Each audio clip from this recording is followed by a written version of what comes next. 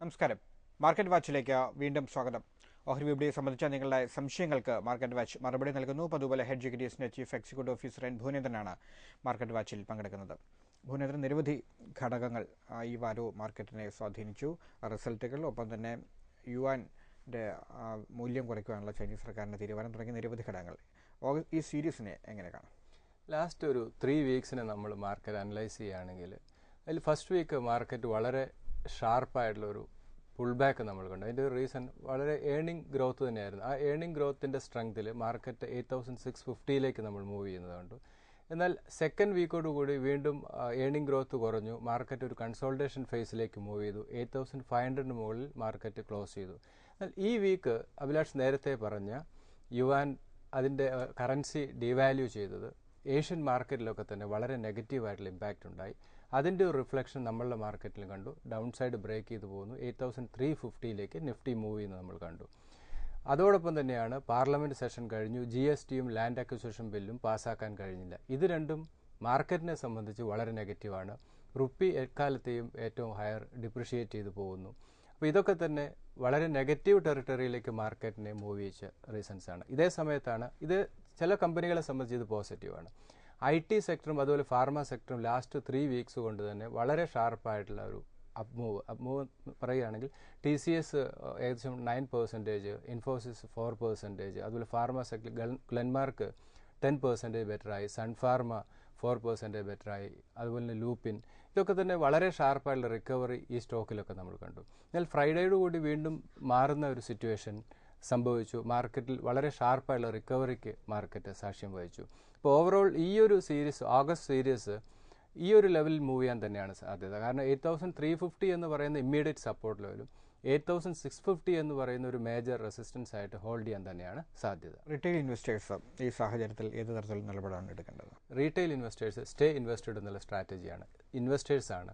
കാരണം very short time market unpredictable ആണ്. അതേസമയം long time point of view മാർക്കറ്റിൻ്റെ വളരെ ക്ലാരിറ്റി ഉണ്ട് മാർക്കറ്റ്. അതിൻ്റെ റീസൺ മാക്രോ ഫാക്ടേഴ്സ് എല്ലാം തന്നെ പോസിറ്റീവാണ്. പൊളിറ്റിക്കൽ സ്റ്റെബിലിറ്റി ഉണ്ട്. നമുക്കറിയാം ഈ ആഴ്ച പുറത്തു വന്ന IIP ഇൻഫ്ലേഷൻ മാർക്കറ്റ് പ്രതീക്ഷിച്ചതിലും ബെറ്ററാണ്. ബെറ്റർ GDP, എല്ലാ രീതിയിലും ഫോറക്സ് റിസർവ് എല്ലാം വളരെ ബെറ്റർ സോണിലാണ്. ഒരു നെഗറ്റീവ് എന്ന് പറയുന്നത് പൊളിറ്റിക്കലായി ഈ ലാസ്റ്റ് പാർലമെൻറ്റ് സെഷനിൽ ബില്ല് GST പാസ്സായാൽ മാർക്കറ്റ് വലിയൊരു എനർജി നൽകിയേനെ. അതേസമയം യുവാൻ ഗ്ലോബൽ ഇഷ്യൂസ് പുറത്തു വന്നു. അതൊക്കെ തന്നെ ചെറിയ രീതിയെങ്കിലും മാർക്കറ്റിനെ എഫക്റ്റ് ചെയ്ത കാര്യങ്ങൾ തന്നെയാണ്. പക്ഷേ റീറ്റെയിൽ ഇൻവെസ്റ്റേഴ്സിന് ഇതൊരു വലിയ ഓപ്പർച്യൂണിറ്റിയാണ്. വളരെ നല്ല സ്റ്റോക്കുകളിൽ ഇൻവെസ്റ്റ് ചെയ്യാനുള്ള ഒരു ഓപ്പർച്യൂണിറ്റി ആയിട്ട് ഇതിനെ കാണുക എന്നുള്ളതാണ്. കാരണം മറ്റ് രാജ്യമായിട്ട് ഇപ്പോൾ ചൈനയോ അതിൽ ഏത് രാജ്യമായിട്ട് കമ്പയർ ചെയ്യുമ്പോൾ ഇന്ത്യയുടെ സിറ്റുവേഷൻ പൊളിറ്റിക്കൽ ആണെങ്കിലും അതുപോലെ ഇക്കണോമിക് സിറ്റുവേഷൻ ആണെങ്കിലും നല്ല ഷേപ്പിലാണ്. ഒരു 6 മാസത്തിനുള്ളിൽ തന്നെ ഇപ്പോൾ നമുക്ക് ഫസ്റ്റ് ക്വാർട്ടർ റിസൾട്ടുമായിട്ട് കമ്പയർ ചെയ്യുമ്പോൾ സെക്കൻഡ് ക്വാർട്ടർ റിസൾട്ട് കുറച്ചുകൂടെ ബെറ്ററായി. തേർഡ് ക്വാർട്ടർ റിസൾട്ടോട് കൂടി മാർക്കറ്റിൽ വലിയൊരു ചേഞ്ച് വരാനുള്ള സാധ്യത കൂടുതലാണ്. അതനുസരിച്ച് മാർക്കറ്റ് പുതിയ ഹൈയിലേക്ക് പോകാനുള്ള സാധ്യതയുണ്ട്. ഇപ്പോൾ നമുക്കറിയാം ഫ്രൈഡേയോടുകൂടി വളരെ ഷാർപ്പായിട്ടുള്ള റിക്കവറി വന്നു. കാരണം ഇൻഫ്ലേഷൻ കുറഞ്ഞു വരുന്ന സാഹചര്യത്തിൽ റേറ്റ് കട്ടിനുള്ള പോസിബിലിറ്റി. ബാങ്കിങ് സെക്ടറൊക്കെ തന്നെ വളരെ ഷാർപ്പായിട്ട് മൂവ് ചെയ്തു. റുപ്പി ഡിപ്രിഷിയേറ്റ് ചെയ്ത സമയത്ത് ഫാർമ IT സെക്ടർ എല്ലാം തന്നെ വളരെ ഷാർപ്പായിട്ടുള്ള റിക്കവറി വന്നു. അപ്പോൾ ഇൻവെസ്റ്റേഴ്സിനെ സംബന്ധിച്ച് ഓപ്പർച്യൂണിറ്റി നിലനിൽക്കുന്നുണ്ട് ഇൻവെസ്റ്റേഴ്സിനെ സംബന്ധിച്ച്. അപ്പോൾ ഒരു ട്രേഡിംഗ് പ്രോസ്പെക്റ്റീവിൽ മാർക്കറ്റിനെ കാണുമ്പോൾ അത് റിസ്ക്കാണ്. ട്രേഡേഴ്സ് മുഴുവനും പൈസ നഷ്ടപ്പെടുകയാണ്. കാരണം 8350 മാർക്കറ്റ് പോയ സമയത്ത് ഇൻവെസ്റ്റേഴ്സിന് പൈസ പോവുകയാണ്. പല സ്റ്റോക്കുകളും വളരെ ഷാർപ്പായിട്ടുള്ള ഫോൾ കണ്ടു. ഇപ്പോൾ റിലയൻസ് ഒക്കെ 1040 940 മൂവ് ചെയ്തു.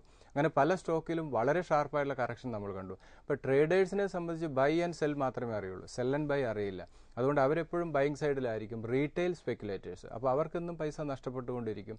അതുകൊണ്ട് ട്രേഡിംഗ് നിർത്തി ഇൻവെസ്റ്റ്മെൻറ്റിനായിട്ട് മാർക്കറ്റിനെ കാണുക എന്നുള്ളതാണ്. പബ്ലിക് സെക്ടർ ബാങ്കുകൾ, IT ഫാർമ, ഇപ്പോഴത്തെ രീതിയിൽ IT ഫാർമയിൽ ഒരു ഫ്രഷ് ഇൻവെസ്റ്റ്മെൻറ്റ് അഡ്വൈസബിൾ അല്ല. കുറച്ചുകൂടെ കറക്ഷന് ശേഷം ഇൻവെസ്റ്റ്മെൻറ്റ് നടത്തുന്നതായിരിക്കും നല്ലത്. അതല്ലാത്ത സെക്ടറൊക്കെ തന്നെ ഇപ്പോൾ ലാസ്റ്റ് വീക്ക് 2 വീക്സ് ബാക്ക് തന്നെ നമ്മൾ 3 വീക്സ് ബാക്ക് തന്നെ കുറേയധികം റെക്കമെൻഡേഷൻസ് കൊടുത്തിരുന്നു. ആ സ്റ്റോക്കുകൾ യുവാൻ്റെ ഒരു ഇമ്പാക്റ്റ് സ്വാഭാവികമായിട്ടും നമുക്കറിയാം. സ്റ്റീൽ ഇൻഡസ്ട്രി എല്ലാം തന്നെ വലിയൊരു ക്രൈസിസിലാണ്. ഇനിയും അതിലേക്കൊരു പ്രഷർ വരാൻ പോകുന്നു. ടയർ തുടങ്ങി പല സെക്ടറും അതിൻ്റെ ഒരു ആഫ്റ്റർ എഫക്റ്റ് ഉണ്ടാവാൻ സാധ്യതയായി കരുതുന്നു? അല്ല, തീർച്ചയായിട്ടും ഇതിപ്പോൾ ടാറ്റ സ്റ്റീലിൻ്റെ തന്നെ പ്രോഫിറ്റബിലിറ്റിയെ ബാധിച്ച് ഇവർ ഡംപ് ചെയ്യുകയാണ്. കാരണം ടാറ്റ സ്റ്റീൽ പ്രൊഡ്യൂസ് ചെയ്യുന്നത് അതല്ലെങ്കിൽ അവരുടെ സെല്ലിംഗ് പ്രൈസിനേക്കാളും എത്രയോ പെർസെൻറ്റേജ് താഴെ ചൈനയുടെ ഈ യുവാൻ ഡിപ്രിഷിയേറ്റ് അവർ എക്സ്പോർട്ട് ഇംപ്രൂവ് ചെയ്യാൻ വേണ്ടിയിട്ടാണ്. അവിടുത്തെ ക്രൈസിസ് ഓവർകം ചെയ്യാൻ ഗവൺമെൻറ് എടുത്ത ഡിസിഷൻ മെറ്റൽ സെക്ടറിനെ വളരെ നെഗറ്റീവായി തന്നെ അത് ഇമ്പാക്റ്റ് ചെയ്യും. അപ്പോൾ അതിൻ്റെ റിഫ്ലക്ഷൻ നമ്മളെ സ്റ്റോക്കിൽ ഓൾമോസ്റ്റ് ടാറ്റ സ്റ്റീൽ ജിൻഡാലൊക്കെ തന്നെ ഓൾമോസ്റ്റ് എനിക്ക് തോന്നുന്നു ഒരു 50% കറക്റ്റ് ചെയ്ത് കഴിഞ്ഞു. അപ്പോൾ അത് കുറച്ചുകൂടെ നാളത്തേക്ക് നിലനിൽക്കാം. പക്ഷേ വാല്യുവേഷൻ കുറച്ച് ഫെയർ ആണ്. ഇപ്പോൾ ടാറ്റ സ്റ്റീൽ എടുത്താലും ഹിൻഡാൽക്കോ അല്ലെങ്കിൽ ടാറ്റ മോട്ടോഴ്സോ ഒക്കെ എടുത്തു കഴിഞ്ഞാൽ ഇതിൻ്റെ വാല്യുവേഷൻ ഫെയർ ആണ് എന്നുള്ളതാണ് ഒരു അട്രാക്ഷൻ. ഇപ്പോൾ നമ്മൾ ടാറ്റ മോട്ടോഴ്സ് എടുക്കുകയാണെങ്കിൽ അവരുടെ ഡൊമസ്റ്റിക് മാർക്കറ്റ് കുറച്ചുകൂടെ അവർ ശ്രദ്ധിച്ചു കഴിഞ്ഞാൽ അതാണ് ലോസ് മേക്കിംഗ് ആയിട്ടുള്ളത്. അത് കുറച്ചും കൂടെ ഇമ്പ്രൂവ് ചെയ്യാനുള്ള സാധ്യതയുണ്ട്. അതുപോലെ JLR പുതിയ വെഹിക്കിളുമായിട്ട് വരുന്നു. ഇതൊക്കെ തന്നെ ലോങ് റണ്ണിൽ ഇപ്പോൾ ഓട്ടോമൊബൈലിൽ ഏറ്റവും ചീപ്പർ വാല്യുവേഷനിൽ കിട്ടുന്ന ഒരു സ്റ്റോക്കാണ്. പക്ഷേ കുറച്ച് പേഷ്യൻസ് വേണം. ടാറ്റ സ്റ്റീൽ ഇന്ന് 230 അവൈലബിൾ ആണ്. ഈ ക്രൈസിസ് ഒക്കെ തന്നെ ഇമ്മീഡിയറ്റ് ഓവർകം ചെയ്യാൻ ടാറ്റ സ്റ്റീലിന് സാധിക്കും. പക്ഷേ ഇപ്പോഴത്തെ രീതിയിൽ ഷോർട്ട് ടൈം ഈ സെക്ടർ കുറച്ച് നെഗറ്റീവ് തന്നെയാണ്. അത് കണ്ടിന്യൂ ചെയ്യാൻ തന്നെയാണ് സാധ്യത. ചൈനയുടെ പ്രശ്നം അത് ഇന്ത്യയെ എനിക്ക് തോന്നുന്നില്ല എത്രത്തോളം ശക്തമായിട്ട് ബാധിക്കുമെന്ന് എനിക്ക് തോന്നുന്നില്ല. മാർക്കറ്റ് വാച്ചിൽ ഇനിയൊരു ഇടവേള.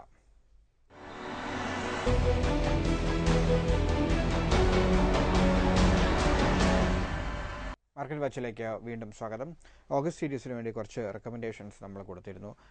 ആ സ്റ്റോക്കുകളിൽ ഇപ്പോഴും സ്റ്റേ ഇൻവെസ്റ്റഡ് എന്നുള്ള സ്ട്രാറ്റജിയാണ്. എന്താണ് അതിൻ്റെ ഒരു സ്റ്റാറ്റസ്? അല്ല, തീർച്ചയായിട്ടും ഇതിൽ നമ്മൾ ഈ മന്തിൻ്റെ ഫസ്റ്റ് കൊടുത്തൊന്ന് ഡാബറാണ്. ഡാബർ ബൈ ഇനീഷ്യേറ്റ് ചെയ്ത് ഡാബർ ഇപ്പോഴും പ്രോഫിറ്റിൽ തന്നെയാണ്. ഡാബർ 293 ലെവലിലാണ് ട്രേഡിംഗ് നടക്കുന്നത്. അതുപോലെ തന്നെ നമ്മൾ ഇമാമി, മദേഴ്സ് ആൻഡ് സുമി, അതുപോലെ ABB, മാക്സ്, ഇതാണ് ഈ സീരീസിൻ്റെ ഇനീഷ്യൽ സ്റ്റേജിൽ നമ്മൾ കൊടുത്തത്. അതിപ്പോഴും വാല്യൂ ബൈയിങ് ആണ്. ഇപ്പോഴത്തെ കറണ്ട് ലെവൽ പോലും ഇൻവെസ്റ്റ്മെൻറ്റിന് അഡ്വൈസബിൾ ആണ്. ഇപ്പോൾ ലാസ്റ്റ് വീക്ക് നമ്മൾ കുറച്ച് സ്റ്റോക്ക് റെക്കമെൻഡേഷൻസ് കൊടുത്തതിന് ഒന്ന് ഗോദ്രേജ് കൺസ്യൂമർ പ്രോഡക്ട്സ് ആണ്. അത് ബൈ ഇനീഷ്യേറ്റ് ചെയ്തു. ഇപ്പോഴും ബൈയിങ് ലെവൽ തന്നെയാണ്. ഫസ്റ്റ് സ്റ്റേജ് എൻട്രി അഡ്വൈസബിൾ ആണ്. then അതിനുശേഷം ഐഷർ മോട്ടോഴ്സ് ആണ് 20,200 ലെവലിലാണ് കൊടുത്തത്. 20,180 ഇപ്പോൾ സ്റ്റോക്ക് ട്രേഡ് ചെയ്യുന്നത്. നല്ല വാല്യുവേഷനിലാണ്.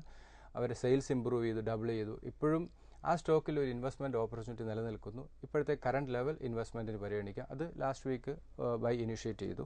ദെൻ ഫോഴ്സ് മോട്ടോഴ്സ് ആണ് 2,700 ലെവലിലാണ് നമ്മൾ കൊടുത്തത്. 2,680 ഇപ്പോൾ ട്രേഡിംഗ് നടക്കുന്നത്. അത് 3,400 എന്നാണ് ഈ സ്റ്റോക്ക് ഇപ്പോൾ റീസെൻ്റായിട്ട് കറക്റ്റ് ചെയ്ത് വരുന്നത്. ഞാൻ ലാസ്റ്റ് വീക്ക് അതിൻ്റെ എന്തൊക്കെയാണ് അതിൻ്റെ റീസൺസ് ഞാൻ പറഞ്ഞിരുന്നു. അപ്പോൾ അതും ആ സ്റ്റോക്ക് റീറ്റെയിൽ ഇൻവെസ്റ്റേഴ്സിൻ്റെ പോർട്ട്ഫോളിയോയിൽ കൊണ്ടുവരാവുന്നതാണ്. അതുപോലെ തന്നെ ബാറ്റ ഇന്ത്യ മാത്രം ബൈ ഇനീഷ്യേറ്റ് ചെയ്തില്ല. കാരണം ആ ഒരു ലെവലിലേക്ക് ആ സ്റ്റോക്ക് മൂവ് ചെയ്ത് വന്നില്ല. നമ്മൾ 1,140 ലെവലിലാണ് സ്റ്റോക്ക് റെക്കമെൻഡേഷൻ കൊടുത്തത്. 1,168 ഇപ്പോഴും ആ സ്റ്റോക്ക് മൂവ് ചെയ്യുന്നത്. അത് മാത്രം ബൈ ഇനീഷ്യേറ്റ് ചെയ്തില്ല. ദെൻ അതിനുശേഷം അമർരാജ ബാറ്ററി 900 ലെവലിൽ ബൈ റെക്കമെൻഡേഷൻ കൊടുത്തു. അത് ബൈ ഇനീഷ്യേറ്റ് ചെയ്തു. ഇപ്പോൾ വീണ്ടും അതിനുശേഷം ആ സ്റ്റോക്കിൽ റിക്കവറി വന്നു. 950, 960 ലെവലിലാണ് സ്റ്റോക്ക് മൂവ് ചെയ്യുന്നത്. ദെൻ DHFL ആണ് 500 ലെവലിലാണ്. അതിപ്പോഴും ആ ലെവൽ തന്നെ കണ്ടിന്യൂ ചെയ്യുന്നുണ്ട്. അതൊക്കെ ഫണ്ടമെൻ്റലി വളരെ സൗണ്ടായിട്ടുള്ള സ്റ്റോക്കാണ്. Long term point of view ഇൻവെസ്റ്റ്മെൻറ്റിന് പരിഗണിക്കാവുന്ന സ്റ്റോക്കുമാണ് എല്ലാവർക്കും.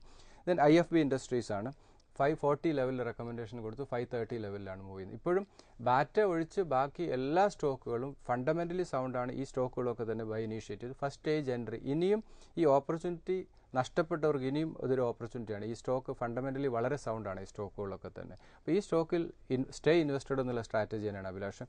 ഇതിൻ്റെയൊക്കെ റിസൾട്ട് വളരെ ബെറ്ററാണ്. ഫണ്ടമെൻ്റലി സൗണ്ടാണ്. അപ്പോൾ ഇനിയും മാർക്കറ്റിൽ കറക്ഷൻ സംഭവിക്കാം. ഞാൻ നേരത്തെ പറഞ്ഞില്ല, മാർക്കറ്റിൻ്റെ ഒരു മൂവിങ് റേഞ്ച് എന്ന് പറയുന്നത് 8,650 ഒരു റെസിസ്റ്റൻസ് ആയിട്ട് ഹോൾഡ് ചെയ്യണം. അതുപോലെ തന്നെ 8,350 ഇമ്മീഡിയറ്റ് സപ്പോർട്ടാണ്.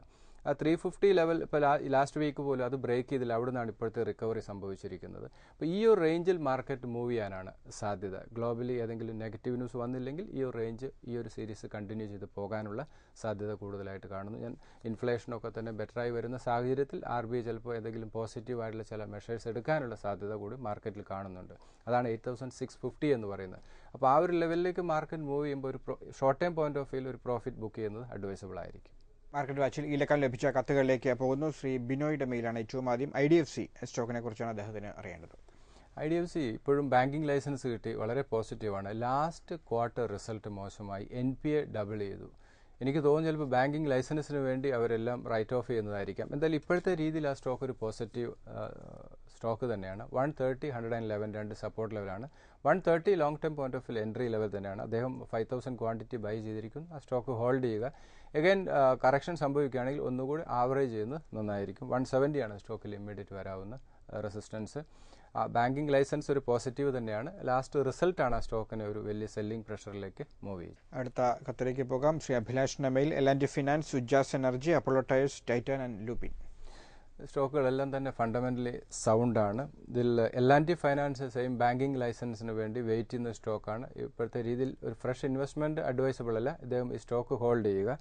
ദെൻ ഉജാസ് എനർജി ഫണ്ടമെൻ്റലി സൗണ്ട് അല്ല. ഈ സ്റ്റോക്കും ഹോൾഡ് ചെയ്യുക. 16 and 12 രണ്ട് സപ്പോർട്ട് ലെവലാണ്. 22 ആണ് സ്റ്റോക്കിൽ immediate resistance. Then Apollo Tyres 160, 142. അപ്പോളോ ടയേഴ്സിലൊക്കെ തന്നെ ഒരു ഷാർപ്പുള്ള റൈഡ് നമ്മൾ കണ്ടു. അതിനുശേഷം വീണ്ടും ഒരു കൺസോൾട്ടേഷൻ ഫേസിലേക്ക് മൂവ് ചെയ്തു. എഗെയിൻ 160 and 142 ലെവലിലേക്ക് മാർക്കറ്റ് കറക്റ്റ് ചെയ്യുകയാണെങ്കിൽ വരാനുള്ള പോസിബിലിറ്റി കൂടുതലാണ്. അങ്ങനെ സംഭവിക്കുകയാണെങ്കിൽ അതൊരു ഷോർട്ട് ടൈം ബൈയിങ് ഓപ്പർച്യൂണിറ്റിയാണ്. 230 ആണ് സ്റ്റോക്കിൽ ഇമ്മീഡിയറ്റ് റെസിസ്റ്റൻസ്. അതൊരു പ്രോഫിറ്റ് ബുക്കിംഗ് ലെവൽ തന്നെയാണ്. ദെൻ ടൈറ്റാൻ ഫണ്ടമെൻ്റലി സൗണ്ടാണ്. ഇപ്പോഴത്തെ കറണ്ട് ലെവൽ പോലും ഇൻവെസ്റ്റ്മെൻറ്റിന് പരിഗണിക്കാം. 310 to 90 രണ്ട് സപ്പോർട്ട് ലെവലാണ്. 380 ആണ് സ്റ്റോക്കിൽ ഇമ്മീഡിയറ്റ് വരാവുന്ന റെസിസ്റ്റൻസ്. ദെൻ ലൂപ്പിൻ ഒരു ഷാർപ്പായിട്ടുള്ള റിക്കവറി. എനിക്ക് തോന്നുന്നു ലാസ്റ്റ് കറക്ഷൻ ശേഷം 5% എടുത്ത് ഈ സ്റ്റോക്ക് ബെറ്ററായി. എഗെയിൻ 1600 ഒരു മേജർ സപ്പോർട്ട് ലെവലാണ്. ദെൻ 1420. 420ലേക്ക് വരാനുള്ള പോസിബിലിറ്റി കുറവാണ്. ഇപ്പോഴത്തെ റുപ്പി ഡിപ്രീഷിയേറ്റ് ചെയ്ത് പോകുന്നത് ഫാർമ IT സെക്ടറിനെ സംബന്ധിച്ച് പോസിറ്റീവ് ആയതുകൊണ്ട് ഇമ്മീഡിയറ്റ് കറക്ഷനിലൊരു സാധ്യത കുറവാണ്. പക്ഷേ ഒരു ഇൻവെസ്റ്റ്മെൻറ്റ് പോയിന്റ് ഓഫ് വ്യൂവിൽ കുറച്ചുകൂടെ പേഷ്യൻസ് കാണിക്കുന്നതായിരിക്കും നല്ലത്. ഷോർട്ട് ടൈം വ്യൂവിൽ 1850 ആണ് സ്റ്റോക്കിൽ ഇമ്മീഡിയറ്റ് വരാവുന്ന റെസിസ്റ്റൻസ്. ഇതിൽ Titan, Lupin, Apollo tyres fundamentally സൗണ്ടാണ്. വീണ്ടും കറക്ഷൻ സംഭവിക്കുകയാണെങ്കിൽ ഈ സ്റ്റോക്കിൽ വീണ്ടും ഫർദർ ഇൻവെസ്റ്റ്മെൻറ്റ് അഡ്വൈസബിൾ ആണ്. മാർക്കറ്റ് വാച്ചിൽ ഒരു ഇടവേള കൂടി.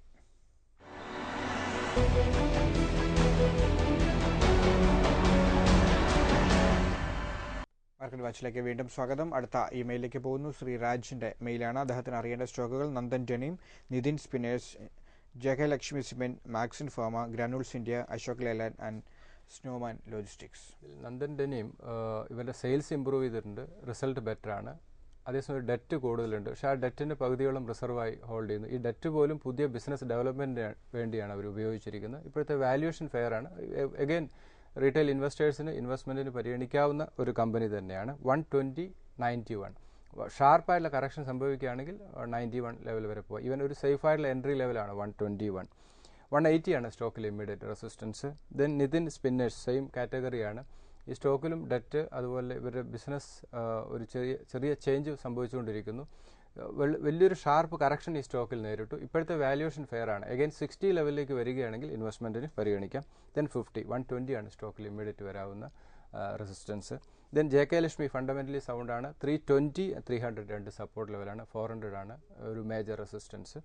ദെൻ മാർക്സൻസ് ഫാർമയാണ്. ഫണ്ടമെൻ്റലി സൗണ്ടാണ്. ഇപ്പോഴത്തെ വാല്യുവേഷൻ ഫെയർ ആണ്. 90 and 72 ലെവൽ വരാനുള്ള സാധ്യത കുറവാണ്. 90 ലെവൽ ഒരു സേഫ് ആയിട്ടുള്ള ഒരു എൻട്രി ലെവൽ തന്നെയാണ്. 125 ആണ് സ്റ്റോക്കിൽ ഇമ്മീഡിയറ്റ് വരാവുന്ന റെസിസ്റ്റൻസ്. ദെൻ ഗ്രാനുൾസ് ഇന്ത്യ ആണ്. സൗണ്ട് ഫണ്ടമെൻ്റൽ സപ്പോർട്ട് ചെയ്യുന്നു. 90 and 73 രണ്ട് സപ്പോർട്ടാണ്. 130 ആണ് ഒരു major resistance. Then Ashok Leyland ആണ്. വളരെ ബെറ്റർ ആയിട്ടുള്ള റിസൾട്ട് വന്നു. ഷാർപ്പായിട്ടുള്ള റിക്കവറി സ്റ്റോക്കിൽ സംഭവിച്ചു. എഗെയിൻ ഇമ്മീഡിയറ്റ് സപ്പോർട്ട് സോൺ 84 ആണ്. ആ 84 ലെവൽ ക്ലോസ് ആയിട്ട് വാച്ച് ചെയ്യണം. അത് ബ്രേക്ക് ചെയ്യുകയാണെങ്കിൽ 76 ലെവലിലേക്ക് മൂവ് ചെയ്യാം. 76 ലെവൽ ഒരു ലോങ് ടൈം പോയിന്റ് ഓഫ് വ്യൂവിൽ ഇൻവെസ്റ്റ്മെൻറ്റ് അഡ്വൈസബിൾ ആണ്.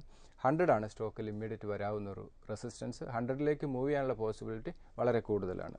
ദെൻ സ്നോമാൻ ഇപ്പോഴത്തെ വാല്യുവേഷൻ ഫെയർ ആണ്. ഒരു ഷാർപ്പായിട്ടുള്ള റിക്കവറി ഈ സ്റ്റോക്കിൽ നമ്മൾ കണ്ടു. എഗെയിൻ 181 ലെവലിലേക്ക് പോകാനുള്ള സാധ്യത കുറവാണ്. വളരെ ഷാർപ്പായിട്ട് ഒരു സെൽ ഓഫ് നിഫ്റ്റിയിൽ സംഭവിച്ചെങ്കിൽ മാത്രമേ ആ ഒരു ലെവലിലേക്ക് പോകാൻ സാധ്യതയുള്ളൂ. ഇമ്മീഡിയറ്റ് ഒരു 100 ലെവൽ സപ്പോർട്ട് കാണുന്നുണ്ട്. അത് ബ്രേക്ക് ചെയ്യുകയാണെങ്കിൽ മാത്രമേ ഫർദർ ഡൗൺ സൈഡ് നമുക്ക് പ്രതീക്ഷിക്കാൻ സാധിക്കുകയുള്ളൂ. 120 ആണ് സ്റ്റോക്കിൽ ഇമ്മീഡിയറ്റ് വരാവുന്ന റെസിസ്റ്റൻസ്. ഇദ്ദേഹത്തിൻ്റെ സ്റ്റോക്കുകളെല്ലാം ഫണ്ടമെൻ്റലി വളരെ സൗണ്ടാണ്. അടുത്തൊരു കറക്ഷൻ സംഭവിക്കുമ്പോൾ ഇൻവെസ്റ്റ്മെൻറ്റിന് പരിഗണിക്കുക. അടുത്ത കത്തിലേക്ക് പോകുന്നു. ശ്രീ രഞ്ജിത്തിൻ്റെ കത്താണ്. അദ്ദേഹത്തിന് അറിയേണ്ടത് JP Infratech, federal bank, Thomas cook, Dena bank and axis bank. ഇതിൽ JP ഇൻഫ്ര ഫണ്ടമെൻ്റലി അത്ര സൗണ്ട് അല്ല. ഇമ്മീഡിയറ്റ് സപ്പോർട്ട് 12 ആണ്. ഇതൊരു ഇൻവെസ്റ്റ്മെൻറ്റിന് പരിഗണിക്കാവുന്ന ഒരു സ്റ്റോക്ക് അല്ല. മാർക്കറ്റിൽ ഷാർപ്പ് റിക്കവറി സംഭവിക്കുകയാണെങ്കിൽ ഈ സ്റ്റോക്കിൽ ഒരു റൈഡ് സംഭവിക്കാം. തൽക്കാലം അവോയ്ഡ് ചെയ്യുന്നതായിരിക്കും നല്ലത്. ദെൻ ഫെഡറൽ ബാങ്ക് ആണ്. ഫണ്ടമെൻ്റലി സൗണ്ടാണ്. ലാസ്റ്റ് റിസൾട്ട് മോശമായി. അതിൻ്റെ 2 ക്വാർട്ടർ റിസൾട്ട് മോശമായിരുന്നു. അതാണ് ഈ സ്റ്റോക്കിൽ ഒരു മൂവ് കുറഞ്ഞത്.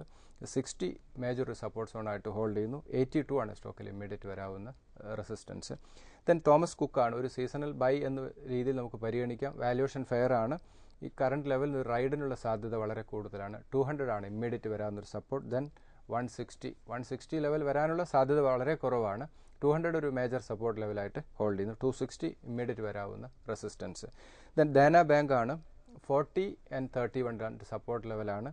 52 ആണ് സ്റ്റോക്കിൽ ഇമ്മീഡിയറ്റ് വരാവുന്ന റെസിസ്റ്റൻസ്. ഒരു ഫ്രഷ് ബൈ ഈ സ്റ്റോക്കിൽ അത്രത്തോളം അഡ്വൈസബിൾ അല്ല. ആക്സിസ് ബാങ്ക് 520 and 480 രണ്ട് സപ്പോർട്ട് ലെവലാണ്. രണ്ട് സ്റ്റേജ് ആയിട്ട് ഈ സ്റ്റോക്കിൽ ഇൻവെസ്റ്റ്മെൻറ്റ് അഡ്വൈസബിൾ ആണ്. 620 ആണ് മേജർ റെസിസ്റ്റൻസ്.